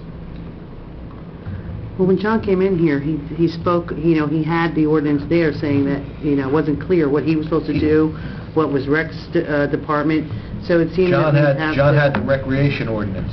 That it wasn't clear. Yeah, I mean, as Sam recommended, you could modify the recreation ordinance to make it clear that that maintenance of public buildings and parks is a responsibility of the DPW. That recreation only controls programming. Here. Let's see, Paul had his hand up first. Okay, can we just table this discussion? I'll tell you why, because I have to meet with John when he comes back, and I like to sit down with him personally and go through stuff so we can bring it to the council and have it prepared. I know we were supposed to meet last week, but... Yeah, we're just having a discussion, we're not taking any action. Yeah, I'm just saying, because it's hard, I see the question going out, and it's just, where we're going with it is just, it's all over the place. I mean, I'm not telling you not to talk about it, I'm just saying, you know, I can probably narrow it down when I sit down with him to give a better idea, you know, the department's responsibilities and what we're trying to get done with it. Because I know that was a big issue with him, he wanted to find out what was going on with the rec, what was going on with the DPW as far as, you know, as far as responsibilities. You know. I mean, the way you have it now, I mean, it's basically open-ended in terms of what you can direct the DPW to do, because you don't really have any parameters established. So it gives you, I think the mayor's correct, gives you much more flexibility, because you don't have the parameters set. It may create some issues for John, because he feels that, you know, should I be doing this when we have a ordinance which allows the rec commission to maintain and supervise park. I think there's a big difference between, you know, I think the problem I think John has is that there's really no ordinance or direction on what the DPW does, other than we have the authority to direct them to do these things. If I may, I think my perception is that while the commission has the ability to set the maintenance standards and to supervise the maintenance of the parks, they don't have any financial wherewithal other than some trust funding and some other funding. That's correct. To accomplish that. So they rely on the Department of Public Works to do these things. John has a limited budget in terms of what he has to accomplish with that. So there's a conflict there in terms of trying to meet those standards without having the financial resources, and he doesn't have the ability to say the standards will be lower, you know, or we won't do it on this way, or this. He doesn't have the input that he probably needs to manage those resources. The problem. So you either have to modify, as the mayor said, modify the rec commission's ability to set those standards and supervise that, and leave it in the hands of the public works director, who has the financial budgets. And that's not to say that the rec commission can't enhance whatever level of maintenance is brought by the Department of Public Works. If they have private funds, trust funds, other open space funds, they can use that to enhance whatever those levels of maintenance are. You may want to put this on the agenda to go through it in detail. Yeah, I could also yeah. review the memo too. And I think It's good to just discuss it, because Al brought it up at the last meeting on a proposed, you know, whether or not it was a good idea or a bad idea to have a separate DPW ordinance. So we have to discuss it. We have to. I agree. Yeah. And I've provided you and Sam both with a proposed ordinance that I drafted, because I think the issue just keeps coming up, and there is the conflict between, you know, the rec commission statute does talk about them maintaining the property, and so, you know, I think we do need to look at that, and a lot of the surrounding communities around here do have DPW ordinances, and in particular, because, you know, you want to leave it open-ended, I think the one that I did send to you, I specifically say that this department shall also have such other duties as may be assigned to it from time to time by further resolution of the mayor and council. So that it is open-ended, that if this council directs the DPW to do something, well, that's our direction, so that he can't say, you know, or no one can say, that's not in the ordinance. It does leave the discretion to us. And I think we do need it because, you know, the issue just keeps coming up. I mean, I don't know how many times John has to come up here and be, you know, rather annoyed at something he has to do because he simply doesn't have that direction. So, you know, I think it is something we have to really, you know, work out. Tom? I'd like to just weigh in on discussion just a little bit. I agree that with what Sam and you're saying, Sandy, is that I think better for us to, based on my understanding right now and reading your memo, which was excellent, it seems to me it's better to correct the rec side and then to create something for the DPW. But I also think, having read what you said, that basically it's our obligation to make sure that there are funds available to achieve the work. And I think, from what I understood what John was saying, it wasn't so much he didn't want to do the work.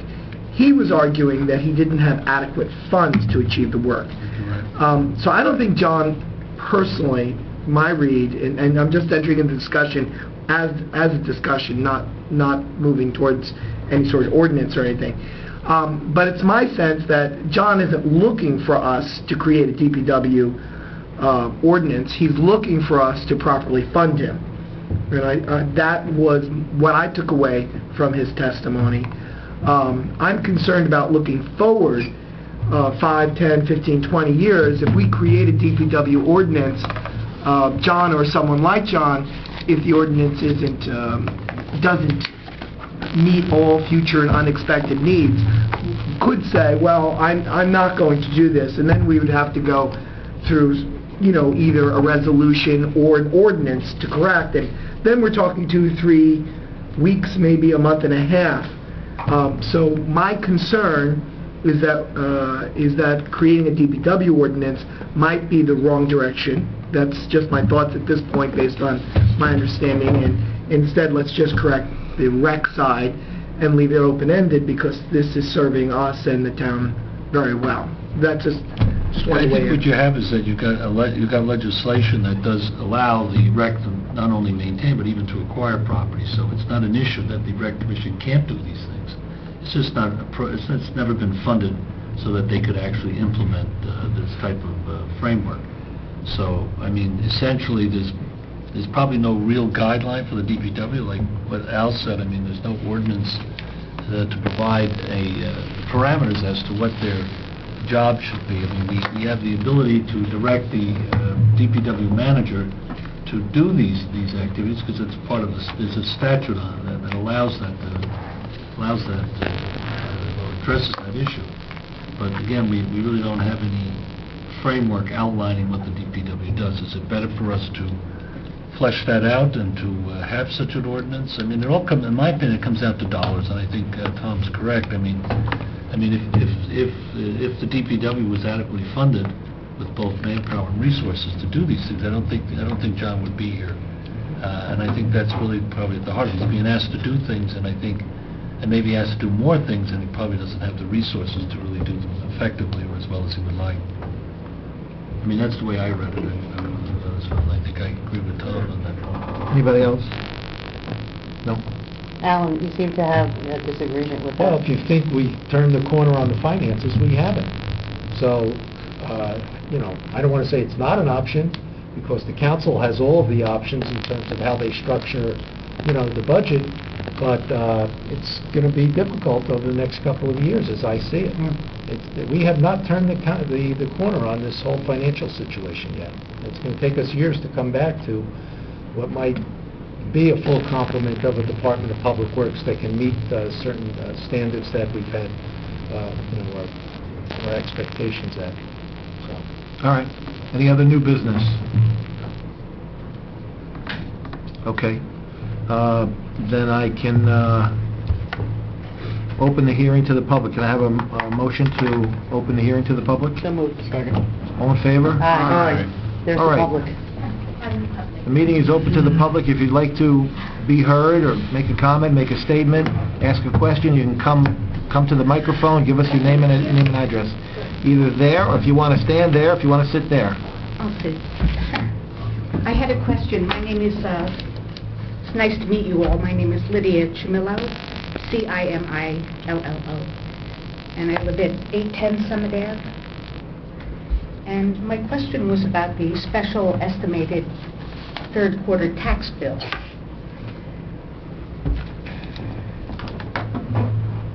And for some reason it's $800 above what I paid the previous quarter, and I was wondering if there might be some mistake. I only wish it was true. There's not a mistake. I think what they're doing, they're basically end-loading the collection of taxes for the third and fourth quarter. You'll find that when you start with the first quarter 2013, that it'll be evened out. So in essence, the taxes that are being collected for the third and fourth quarter cover the entire calendar year for the borough.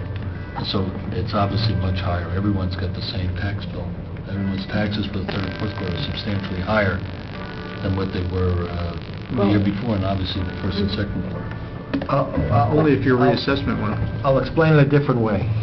Your first quarter and your second quarter 2012 taxes were based upon your 2011 assessment.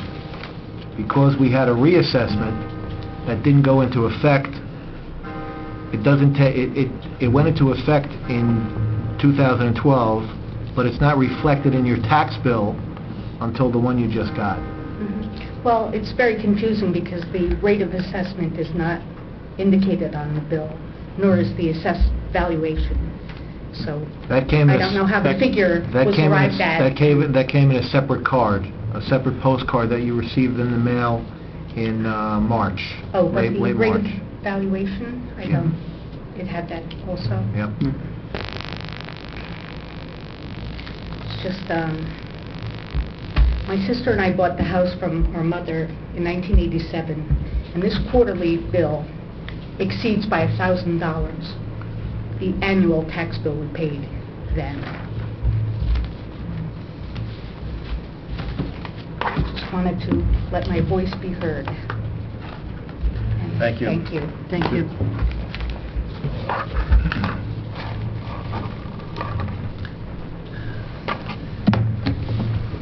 Anybody else wishing to be heard? Can I have a motion to close the hearing to the public? So moved. Second. All in favor? Aye. Any opposed, any abstained? Okay.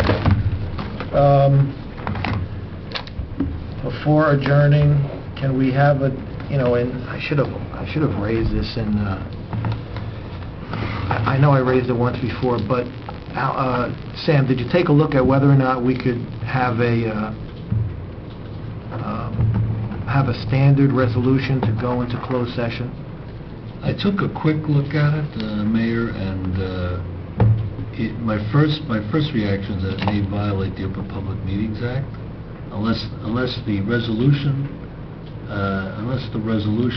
designates what we're going into executive session for. In other words, I feel you have to publish basically what the meeting is going to be about if you're going to have it on the agenda, like some form of resolution. I'm trying to figure out what the format of this resolution looks like. Does it say what we're going into executive session for, or no? Well, what's the one that we have? Well, but the standard one that we have, is it always specific?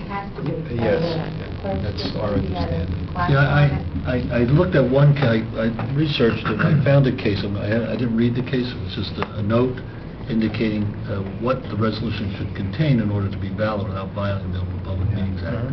I mean, at the next meeting, I have the case. I haven't read it. I looked at it before I came in tonight. Mayor, the only thing that I haven't had the opportunity to talk to Denise about, and I know you posed this as a concept, is to have an extra meeting scheduled for our public meetings so that you'd have the ability to pass a resolution. We'd have a 6:45 meeting in addition to the 7 o'clock meeting, so that you could consider a resolution that night to go into closed session at 7 o'clock or 7:15 or something like that. But we have to talk about whether that could be scheduled out throughout the year as a regular meeting of the council, a regular second meeting of the council. Can't be considered an emergency meeting. Could be an emergency meeting if it's of an emergent nature. That's right. Could be a special meeting if it's a continuation of a topic. But if it's just a pure schedule of another meeting, that's a possibility. But everybody would have to come 5 minutes earlier to see whether we needed a resolution that night to go into a closed Is session. that so we could go into pre-close, the work session at 7? Is that why you want this? If we had something Yes, comes up? so All right, we're take gonna place have early. I'm just saying, residents also, I'm just 5 saying minutes with every work session. at the public meeting that we have where we adopt resolutions. Right, at 8 o'clock. Just like we have on on every resolution list, payment of the bills. Right. We have another resolution to go into closed session at the following meeting. And then when the agenda is printed for the following meeting, if we don't have any items in closed session, it's just blank. If we have an item in closed session, then the nature of that will be listed so that the public can see what matter we're going to go into closed session about, whether it's personnel or contract negotiation or litigation. So you have to look to see whether the resolution itself has to be specific. Yeah, I think Whether it it's does. enough I think to it just does. list it on the I agenda. think you're running the They're risk. getting stricter and stricter now. You can have actually litigation, you can't just put litigation, as you and I were speaking about. You have to say who's in litigation. You have to name names now. Well, I think you have to have some, you have to provide the public with notice as to what the nature of the meeting is going to be. It doesn't have to spell it out in detail, but nevertheless, I think you run the risk of violating the Open Public Meetings Act. I mean, I like to look at it a little bit more. I have a case, I want to review it. It's a reported decision. Okay. And I'll look at it, I'll come All back. right. It's just, it seems like we'd be able to address these executive session matters sooner rather than waiting or calling a special meeting if we had a mechanism to do it. All right, anything else? No? Can I have a motion to adjourn? So moved. Second. All in favor? Aye. Thank